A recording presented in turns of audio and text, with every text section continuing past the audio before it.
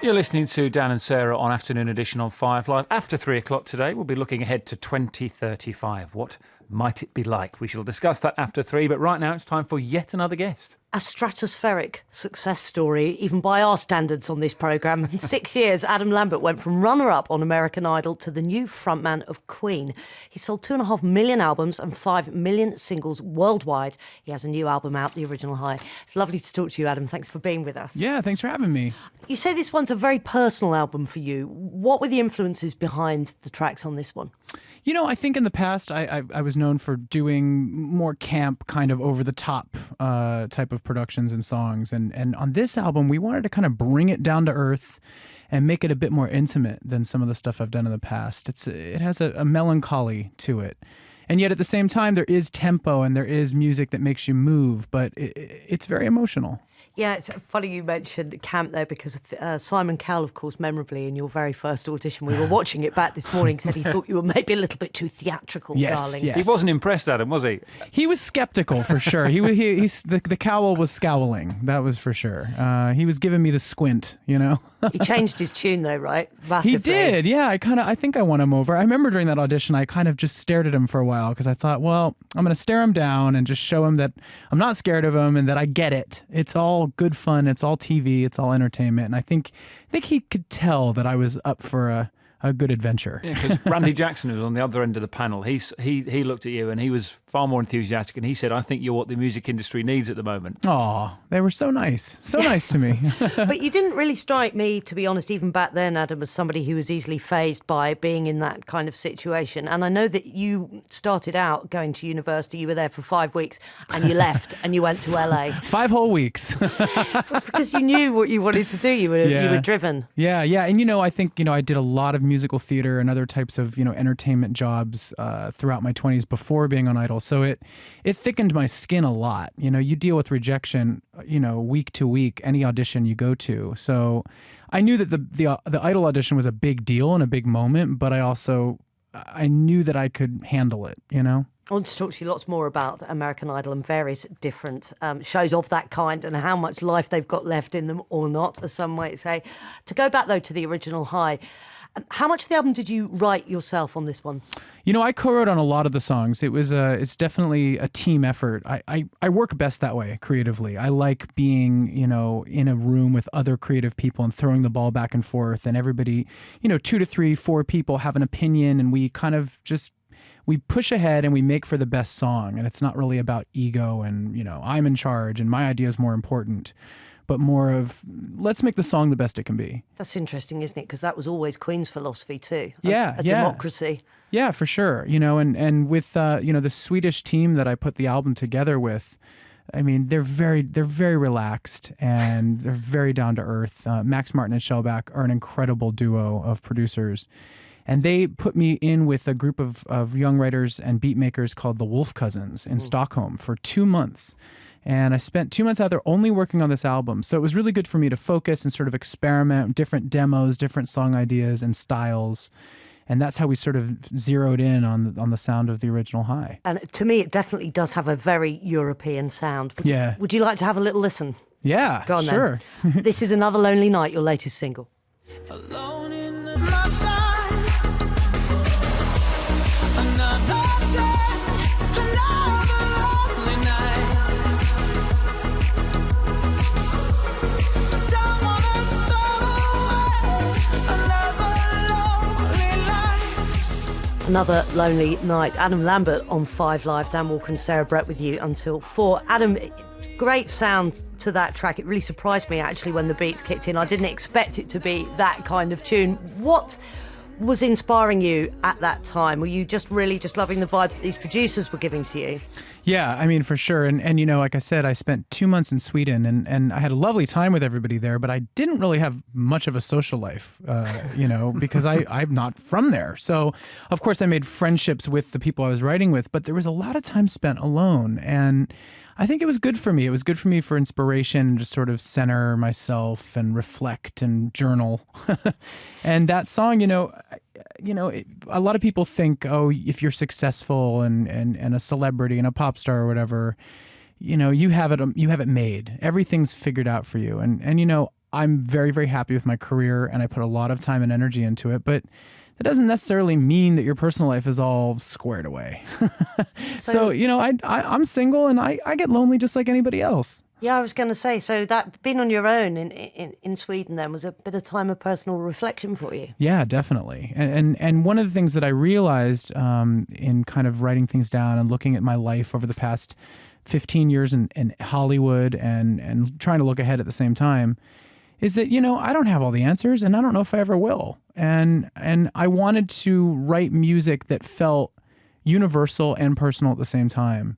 And I wanted songs that really dug into real issues, real things that people go through, in trying to figure out what they want out of their lives and what their purpose is. And you're not there yet. You've said you're like, I'm 33, but I'm quite comfortable with the fact that I haven't got a clue what I'm doing at the moment. Yeah. And, luckily, like I said, my professional life is in a really nice space. But, when it comes to the matters of the heart, I'm just as clueless as anybody else. You heard it here first, ladies and gentlemen. Adam Lambert is looking for love. If you want to text in, I highly doubt that it will end in happiness, but you can if you like. And that's the other paradox here is that, yes, of course, I would love to be in love again. I have a lot to give, but I'm in one city at a time, like 5 days, 5 days here, 5 days there. I'm like, well, how on earth am I going to date anyway? I don't even know. Somebody's going to have to be quite tolerant, aren't they? Yeah. And quite patient. Exactly. Are you a bit of hassle? Yeah, or they need to be like an airline pilot at this point. I don't really know what else. To be able to get you around, yes, exactly. Can we talk to you a bit about Queen as well? Please, take us back to that New Year's Eve gig in London and the reaction to that. What was that like? And were you nervous before you stepped up to that? With Queen, what's so great is that, we've been working together now for about 4 years. And when it all started, right after I met them on American Idol, we made the connection. There was definitely sort of like, we all recognized that it was a good match. And then when I first started doing a couple shows here and there, in the beginning, I was really intimidated by all that. Obviously the legacy of Freddie Mercury, I was very scared of kind of disrespecting fans' memory. I didn't want to, it was a tricky thing. And so luckily with Brian and Roger, I asked a lot of questions and kind of inched my way into the situation and tried to figure out a way to perform these songs and to bring them to life in a way that reminded people of Freddie and sort of celebrated him and sort of didn't step on the toes of their memories of him, but in fact just made the songs come alive again. You must have been very happy then, Adam, with the reaction to not just that gig, but that one in particular. I mean, the papers the next day were all praising the fact that you weren't doing those things you were trying not to do.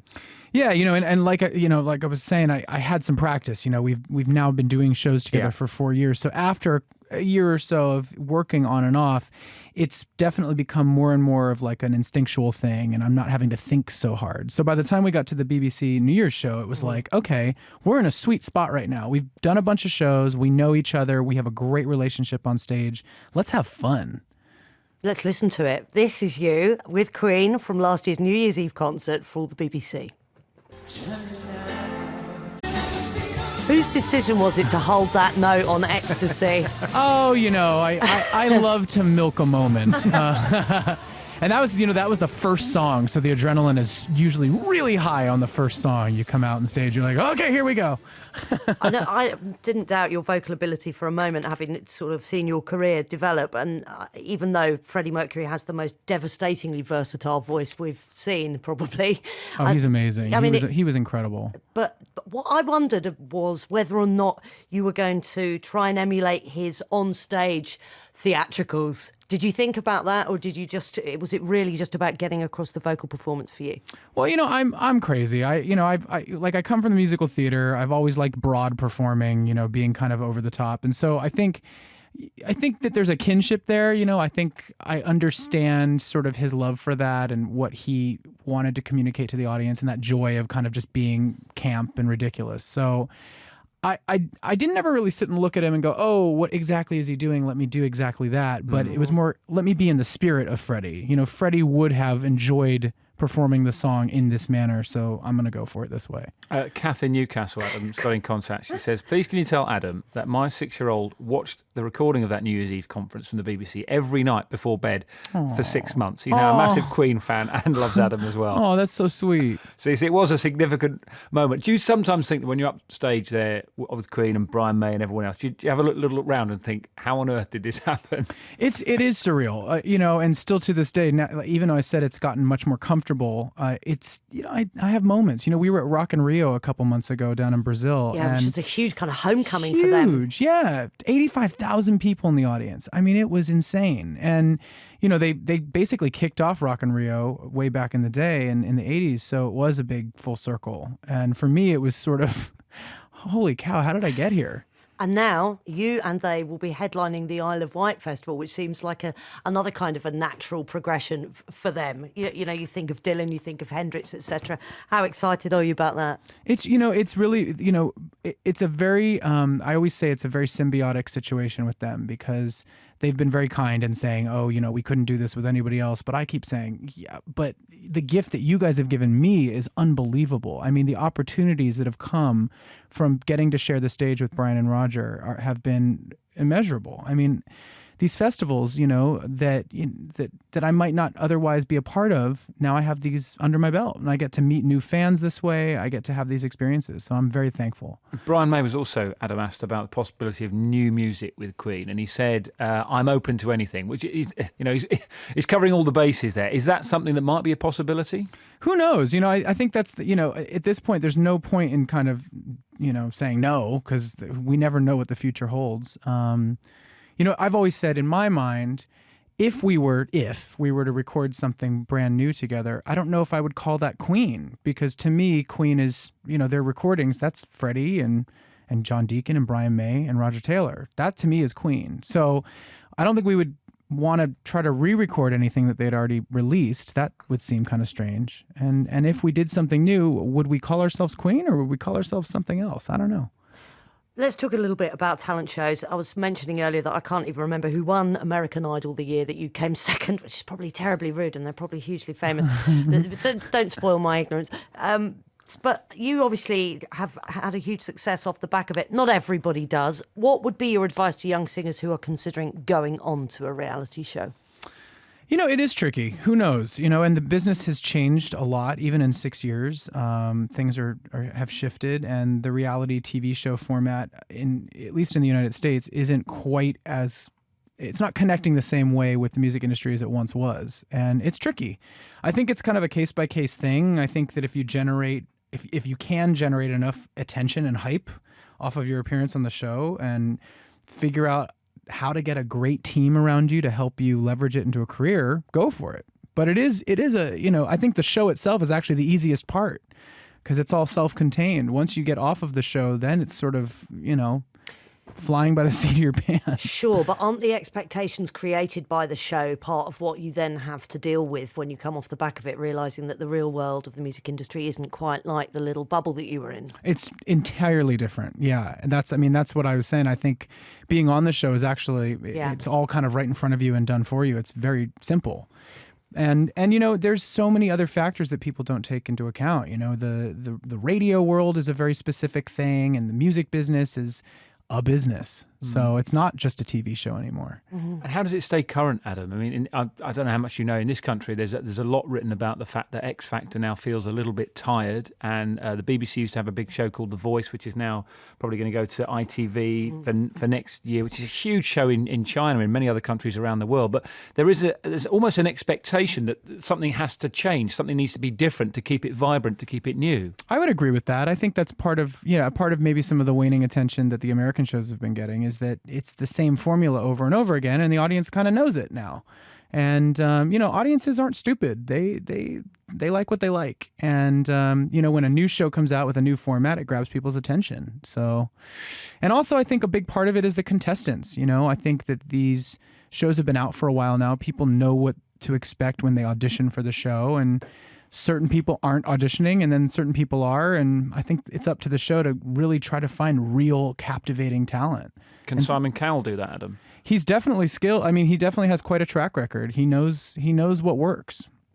Yeah, they're very diplomatic though. Does But he but still does. know I mean, what but he does. works? Well, he does. I mean, look at like a group like One Direction. I mean, they've broken Yeah. tons of records. That's true. They're a great pop group. Adam, you were the first pop artist to be openly out and launch a career on a major label in the US. Do you think that you've helped make way for more openly gay artists, or are you kind of just sick that your sexuality is still a big deal in 2015? I don't know. I mean, I definitely think it's calming down a little bit. You know, it doesn't seem to be so sensationalized like it was 6 years ago, which I think is good because it doesn't really matter when you think about it. I think maybe over here you guys have gotten a bit of a head start on not making it a big deal. But yeah, I mean, it was kind of crazy because I didn't realize that was the case when my last album, Trespassing, went to #1 on the Billboard 200. Someone told me, "Oh, you're the first artist to have this happen that's been out," and I had no idea that was the case, and it kind of struck me as kind of crazy. I don't know. You know, I hope that in the future, maybe someone says to me, "Hey, you helped me." I don't think of myself as any sort of like, I don't know, pioneer or anything. I think I'm just a guy that wanted to sing and sell albums and do concerts. It is more difficult though, isn't it, maybe in the music industry than in other areas of the creative arts? And you've said you're a post-gay man working in a pre-gay industry. Yeah, the music industry is sort of the last one to come around, it feels like, out of all of them. You know, I started in theater for years, and in the theater community, obviously, like almost all the guys are gay, or more than half. And, and then, the film and TV world has definitely been doing a lot of progressive work in certain, character developments, certain actors playing non-traditional roles and sort of changing people's perception of what gay is or isn't. And I think they've done an amazing job of opening people's minds. I think we're getting there with the music industry. I think it's a slow, steady move forward. I see it happening. Have you had to face any discrimination on your way up through the music industry? I don't think it's been anything that's been super dramatic or, where you could definitely pinpoint it or underline it as, oh, I'm being discriminated against. But I'm sure it's played a part. Not in the sense that people in the industry necessarily are homophobic themselves, but I think what they worry about in some cases is this marketable? Is this commercial? Is there an audience for somebody like this? And there is a bit of doubt and fear when it comes to that because, it's business, it's money. But I think that what we've seen, and I think record label executives are starting to kind of come around to the idea that young people that buy pop music, they don't mind. It's not an issue for them. They're open to it. They like it. They've figured it out in their heads. So I think if the labels see that there's money to be made, they're ready to go. When we were watching that video of you on American Idol, the first one, because you were working in Wicked, weren't you, at the time that you went on American Idol? Yeah. Do you still hang out with any of those guys, and what do they think of the success you've had since then? I made a lot of really great friends when I was in that production. I did a couple different runs of it over the course of 5 years. So I have a couple close friends, still from that. And they, it's great. It's actually really wonderful that I still have those friends in my life. And they still treat me the same. They don't treat me. There's no special treatment with those guys. Is that something you'd like to go back to? Maybe someday. I can't rule it out. I mean, I'm sure there'll come a time somewhere in the future where it's the right show at the right moment. I think right now I'm really enjoying just being myself and creating my own music and my own shows. But you never know. A couple of times you've said, the music industry sees that there's money to be made. It's a business after all. And I just kind of get the impression that while you accept that as being the reality, you might find it a little bit soul-destroying at times.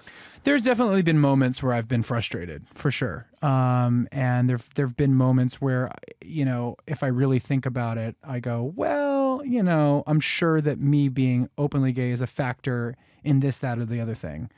But at the same time, it's, I can't change who I am, and I won't change who I am. I'm very, very comfortable in my skin. I like who I am, and I'm just doing the best I can do. So what else is there? The money side of it, I guess, obviously it's massively important to everybody, but do you ever think that maybe there'll be a time where you would just take yourself out of it completely and just do a creative thing aside from the massive record label stuff, Who knows? Yeah, I mean, I think that in my life there will be many chapters, and I hope that there are lots of different projects. I love being involved in many different things, and I think that I have a lot that I'm going to end up doing. So, yeah. There's been a whole book of chapters already. Yeah. And seeing as you've been doing your journal lately, I look forward to reading your memoirs coming Thank you up. so much. Adam Lambert, thanks a million for talking to us. Yeah, thank you guys for having me. I appreciate it. Pleasure. After 3, what's